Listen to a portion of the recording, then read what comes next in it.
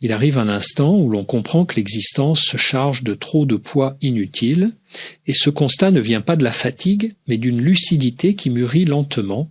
On commence à reconnaître que certaines choses ne nous accompagnent plus, qu'elles s'accrochent à nous seulement par habitude, par peur de décevoir ou par crainte de se retrouver face à soi-même.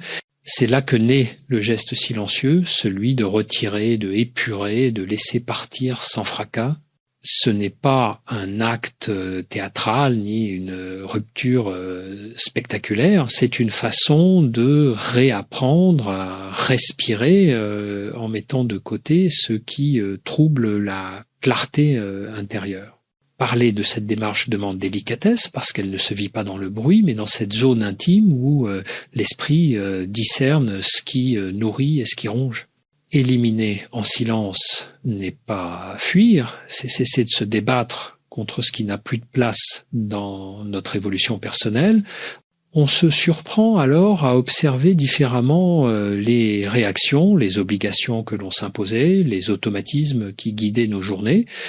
On remarque que beaucoup de nos gestes ne venaient pas de choix authentiques, mais d'une sorte de survie émotionnelle, comme si la tranquillité dépendait de la conformité, et pourtant, à mesure que l'on s'écoute réellement, tout devient plus clair. Certaines relations ne sont que des échos du passé.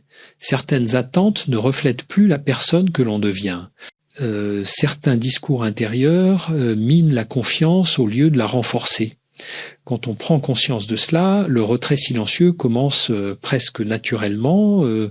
C'est pas un combat, c'est une manière de redonner de la cohérence entre ce que l'on ressent et ce que l'on accepte encore. Et ce processus n'a rien de spectaculaire. Personne ne le remarque au début, mais en soi, quelque chose change, une précision nouvelle, une présence plus ferme, une respiration plus large. Éliminer en silence ne signifie pas s'effacer. Au contraire, c'est choisir de se retrouver sans demander la permission.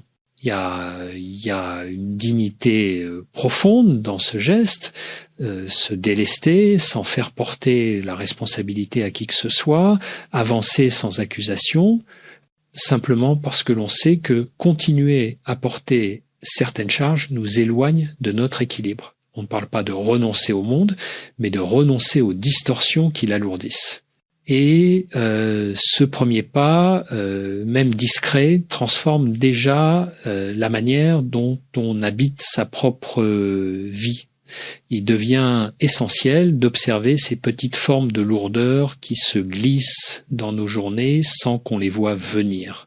Elles se cachent dans nos pensées les plus répétitives, dans les concessions qui ne ressemblent qu'à des automatismes, dans cette manie de vouloir tout comprendre avant d'avancer. L'esprit s'encombre de scénarios qui n'existent pas encore, de comparaisons épuisantes, de jugements que l'on croit extérieurs mais qui naissent souvent de nos propres insécurités. Éliminer tout cela en silence, c'est reconnaître que la charge mentale n'est pas un signe d'engagement mais de déséquilibre.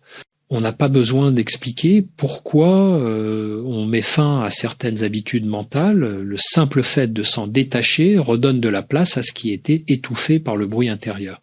Il existe aussi ces formes de fidélité mal comprises, rester dans des dynamiques qui n'apportent plus rien, maintenir des liens par peur de rompre un équilibre qui pourtant n'existe plus, endosser des rôles qui ont cessé de nous correspondre. Ce sont ces fidélités-là qu'il faut parfois laisser partir discrètement, non par révolte, mais par honnêteté. Lorsque la relation repose davantage sur l'épuisement que sur la sincérité, le silence devient un espace de vérité. Il permet de comprendre que l'affection authentique n'exige jamais de s'effacer pour préserver l'autre. Éliminer ces attachements qui s'appuient uniquement sur l'habitude ou la peur, c'est ouvrir la porte à des liens plus justes, plus respirables, où l'on ne négocie pas sa dignité pour obtenir un semblant de stabilité. La deuxième chose à retirer en silence est ce besoin compulsif de justifier chaque pas, expliquer nos émotions, nos choix, nos changements, comme si l'on devait constamment rassurer un auditoire invisible. Cette nécessité puise souvent ses racines dans l'enfance, lorsqu'on cherchait à mériter l'approbation pour se sentir en sécurité, mais à l'âge adulte, cette habitude devient un frein majeur. Elle fatigue l'esprit et brouille le discernement. Éliminer discrètement cette compulsion, c'est accepter que la clarté n'a pas besoin de traduction permanente. Les décisions sincères n'ont pas vocation à être défendues comme des plaidoyers, elles se vivent simplement. Et lorsqu'on cesse d'attendre qu'elles soient comprises, on retrouve une liberté intérieure qui ne dépend plus du regard extérieur. Il est tout aussi nécessaire de se détacher en douceur de ces pensées qui se nourrissent du passé et s'imposent comme des vérités immuables. On croit parfois avoir tourné la page simplement parce qu'on ne parle plus d'un événement, mais le corps et l'esprit gardent des traces bien plus profondes que le silence apparent. Certaines expériences non digérées continuent d'influencer nos réactions, nos choix et même la manière dont on se protège. Éliminer ces attaches invisibles ne signifie pas effacer ce qui a été vécu, mais cesser de le laisser orienter chaque pas. Il s'agit d'apprendre à regarder ce passé avec une distance nouvelle, sans dureté, sans chercher à lui donner une signification à tout prix, mais en reconnaissant qu'il ne peut plus servir de boussole. Lorsque l'on arrive à cela, une forme de sérénité s'installe comme un espace intérieur qui s'éclaircit enfin. La troisième chose à retirer en silence est cette habitude de se juger sans relâche. On se parle parfois avec une sévérité que l'on n'appliquerait jamais à autrui. Ce discours intérieur, plein de reproches et de doutes, crée une tension constante. Il prétend nous maintenir vigilants, mais en réalité il nous éloigne de toute possibilité d'apaisement. Le laisser s'effacer discrètement, c'est retrouver une forme de douceur envers soi-même qui ne rime pas avec complaisance, mais avec lucidité. On découvre que la véritable exigence n'est pas de se punir, mais de se comprendre, de prendre en compte les émotions avant de tirer des conclusions. Cela change radicalement la manière dont on se perçoit et dont on avance, et il y a ensuite ce réflexe de porter des responsabilités qui ne nous appartiennent pas. On se sent chargé de réparer les autres, de maintenir des équilibres fragiles, de combler des manques qui ne sont pas les nôtres. Ce poids supplémentaire que l'on accepte souvent par empathie ou par peur de décevoir finit par user profondément.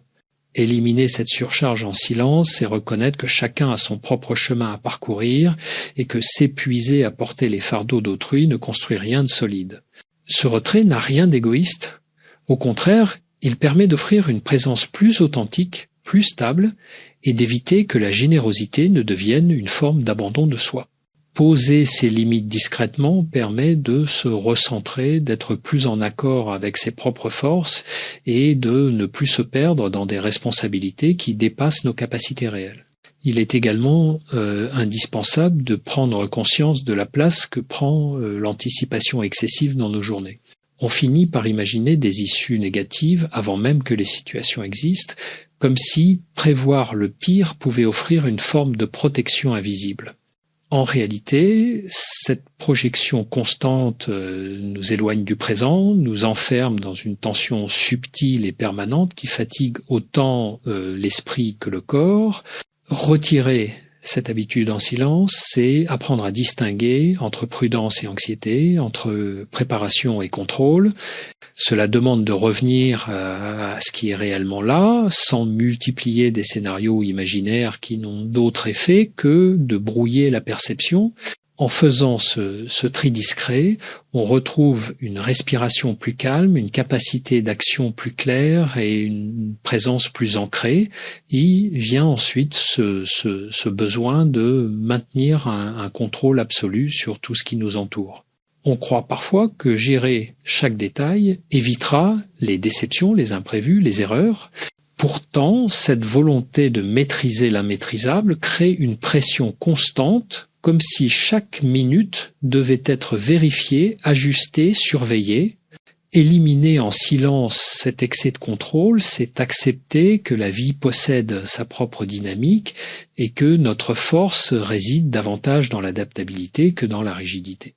On comprend alors que relâcher un peu la prise ne signifie pas perdre la direction, mais permettre à l'existence de respirer à nos côtés plutôt que contre nous. Ce léger lâcher-prise transformé en habitude discrète donne naissance à une stabilité intérieure nouvelle, moins crispée, plus vivante. Il faut également reconnaître la place que prend la rancune dans certains recoins de notre esprit. Elle s'installe sans frapper, se nourrit de souvenirs douloureux et se renforce chaque fois que l'on revisite ces scènes avec amertume. On croit parfois que maintenir ce ressentiment nous protège ou nous rappelle de ne pas retomber dans les mêmes pièges, mais en vérité c'est une forme de lien invisible avec ce qui nous a fait souffrir. Éliminer cette rancune en silence ne veut pas dire excuser ce qui a été vécu, ni minimiser l'impact d'une blessure, mais choisir de ne plus réanimer ce qui nous empêche d'avancer. Ce retrait intérieur crée un espace de liberté inattendu, comme si l'on déverrouillait une porte que l'on croyait condamnée. Et dans ce nouvel espace, il devient enfin possible de se projeter vers quelque chose de plus léger, plus ouvert, plus fidèle à ce que l'on aspire à devenir. Il est tout aussi important de réfléchir à la manière dont certaines relations s'installent dans notre vie sans véritable fondement affectif. Parfois, ce que l'on appelle attachement n'est que besoin de combler un vide intérieur, une façon d'éviter la solitude ou de masquer une insécurité profonde. Ces liens paraissent normaux de l'extérieur, mais ils créent une fatigue subtile, une obligation d'être présent sans vraiment être soi. Retirer en silence ces relations fondées sur le manque, c'est pas se détourner des autres, mais cesser de demander à autrui de réparer ce que l'on n'a jamais observé en soi. Ce désengagement discret permet de renouer avec des connexions plus équilibrées où l'on n'a pas besoin de quémander l'attention ou de diminuer ses propres besoins pour maintenir une harmonie artificielle. Ce geste intérieur, même discret, restaure une forme de dignité relationnelle. Il faut aussi reconnaître la place que prennent les attentes irréalistes dans notre quotidien. On projette sur soi des objectifs qui ne tiennent pas compte de nos limites réelles, comme si l'on devait constamment prouver quelque chose pour mériter sa propre estime. Cette exigence excessive étouffe l'élan naturel, transforme l'action en obligation et rend chaque imperfection insupportable. Éliminer en silence cette pression invisible, c'est accepter que la progression ne se mesure pas à l'aune de la perfection, mais à la cohérence entre nos valeurs et nos gestes.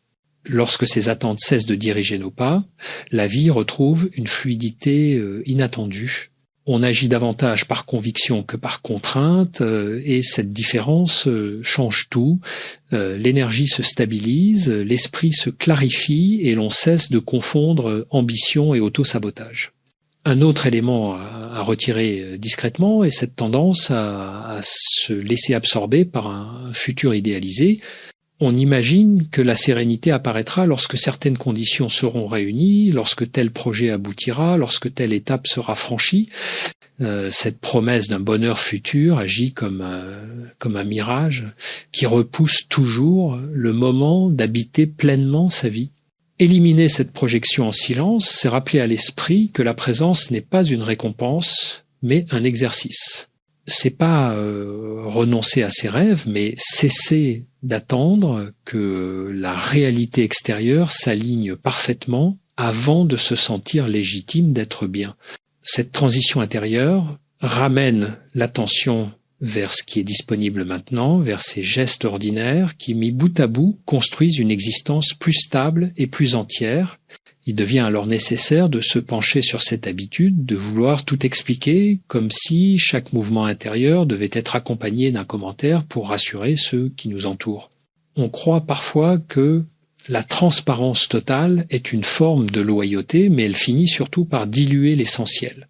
Partager chaque doute, chaque changement, chaque distance crée une surcharge inutile, car certaines décisions ne naissent pas d'une logique qui peut se raconter, mais d'un ressenti qui se construit en silence. Retirer cette compulsion, c'est accepter que l'on puisse évoluer sans devoir justifier chaque pas. On découvre que la discrétion n'est pas un retrait du monde, mais une manière de protéger ce qui se transforme en soi. Lorsque l'on cesse de chercher l'approbation pour chaque étape, une clarté nouvelle se déploie, plus calme, plus solide. Il existe aussi cette forme de tension qui s'installe lorsque l'on vit constamment sous le regard anticipé des autres. On ajuste ses paroles, on filtre ses gestes, on se conforme à des attentes parfois imaginées, parfois héritées, mais jamais vraiment choisies. Cette vigilance permanente fatigue profondément, comme si l'existence entière devenait une performance. Éliminer ce réflexe en silence, c'est permettre à son identité de retrouver un espace où elle n'a pas besoin d'être décorée ou défendue. Ce retrait discret allège la charge mentale et restaure une relation plus honnête avec soi-même. On cesse d'être en représentation et on redevient quelqu'un qui vit, qui ressent, qui choisit, sans attendre l'écho extérieur. Cette simplicité retrouvée donne une impression de stabilité intérieure que rien ne remplace. Puis il y a cet oubli progressif des besoins élémentaires, ceux que l'on relègue toujours au dernier plan. Dormir correctement, manger avec attention, se ménager de vrais moments de pause, s'éloigner des sollicitations constantes, toutes ces choses que l'on qualifie parfois de secondaires forment pourtant le socle de notre équilibre. Négliger ces bases crée un brouillard qui se dépose lentement sur tout, l'humeur, la concentration, la capacité à faire face. Retirer en silence ces habitudes qui malmènent le corps et l'esprit, c'est reconnaître que le bien être ne repose pas seulement sur des idées nobles, mais aussi sur des gestes concrets, répétés, ancrés. Cette réalimentation du quotidien n'a rien de spectaculaire, mais elle transforme la manière dont on se tient face à la vie. En retrouvant un rythme plus juste, on redécouvre une forme d'énergie tranquille qui rend tout plus clair et plus soutenable. Il devient clair à ce stade que plusieurs formes d'encombrement émotionnel se glissent dans notre existence sans que l'on en mesure l'impact. Certaines proviennent de ces comparaisons silencieuses que l'on entretient avec les autres, comme si l'on devait constamment vérifier si l'on avance assez vite, assez bien, assez loin. Cette habitude, profondément ancrée, crée une forme de compétition intérieure qui ne mène nulle part. Éliminer en silence cette comparaison permanente, c'est reconnaître que chaque parcours suit un rythme unique, façonné par des expériences, des forces et des vulnérabilités qui n'appartiennent qu'à soi. Cette libération discrète ouvre un espace où l'on cesse de courir après des standards invisibles et où la valeur personnelle se mesure davantage à la cohérence qu'à la performance. Il faut également parler de cette tendance à accumuler des engagements qui dépassent nos capacités réelles. On accepte trop de projets, trop de responsabilités, trop de sollicitations, parfois pour ne pas décevoir, parfois pour éviter l'image de quelqu'un qui limite ses disponibilités. Mais chaque promesse en trop fragilise notre stabilité. Éliminer en silence ces engagements qui dispersent l'esprit, c'est pas se désintéresser du monde, mais rediriger son énergie vers ce qui compte réellement. Cela permet de retrouver un rythme plus humain où les décisions ne naissent plus de la peur de manquer quelque chose, mais d'un sens plus précis de la priorité. On découvre alors que dire non avec calme est souvent plus respectueux que dire oui en s'abandonnant. Un autre point vital concerne ces récits anciens que l'on répète mentalement jusqu'à en faire des vérités définitives. Des histoires sur ce que l'on serait capable ou incapable de faire, sur ce que l'on mérite ou non, sur ce qui nous serait éternellement inaccessible. Ces narrations ne sont pas seulement fatigantes, elles enferment. Les retirer en silence, c'est accepter que l'identité n'est pas figée, qu'elle se transforme dès que le regard que l'on porte sur soi devient plus juste. Il ne s'agit pas de s'inventer une version idéalisée de soi-même, mais de cesser de nourrir ces phrases qui réduisent l'horizon.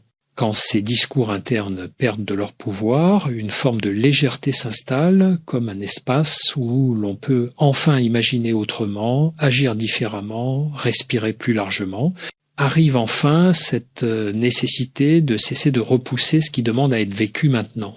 On se persuade souvent que l'on manque de temps, de certitude ou de courage, et l'on repousse ainsi des gestes qui pourtant allégeraient nos journées. Reporter constamment crée une forme de fatigue silencieuse, comme si l'esprit savait que quelque chose reste en suspens, mais ne parvenait jamais à le saisir. Retirer en silence cette habitude de détourner le regard, c'est choisir la clarté plutôt que l'attente indéfinie. Cela n'a rien à voir avec la précipitation, il s'agit simplement d'aller à la rencontre des choses qui réclament notre attention, afin de ne plus nourrir cette impression diffuse de vivre en décalage avec soi-même. En faisant cela, on libère une énergie nouvelle, une sensation d'alignement intérieur qui rend les actions plus simples et les choix plus naturels. Il est tout aussi essentiel d'évacuer la croyance que l'on doit mériter sa propre tranquillité.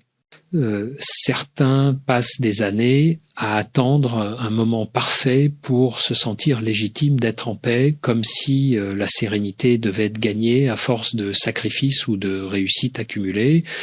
Éliminer en silence cette idée, c'est reconnaître que la paix n'est pas un prix remis à la fin d'un parcours, mais un état que l'on peut habiter même au milieu des imperfections. Cette compréhension transforme profondément la manière de se positionner dans le monde.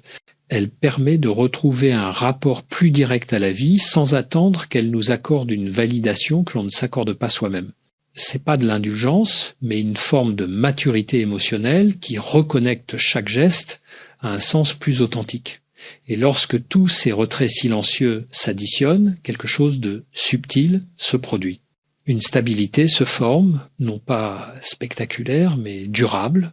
L'esprit devient moins dispersé, le cœur moins chargé, et l'on se surprend à sentir une cohérence nouvelle entre ses pensées, ses actes et ses émotions. C'est pas une transformation brusque, c'est une transition douce qui prend racine dans chaque choix discret que l'on fait pour s'alléger. Petit à petit, l'existence retrouve son espace naturel, celui où l'on n'est plus écrasé par ce qui ne nous appartient pas et où l'on peut enfin avancer sans ce bruit intérieur qui brouillait tout. Éliminer en silence n'est pas une fuite, c'est une forme de fidélité profonde à ce que l'on devient, une façon d'honorer ce mouvement intérieur qui nous invite à vivre avec plus de présence, de justesse et de discernement,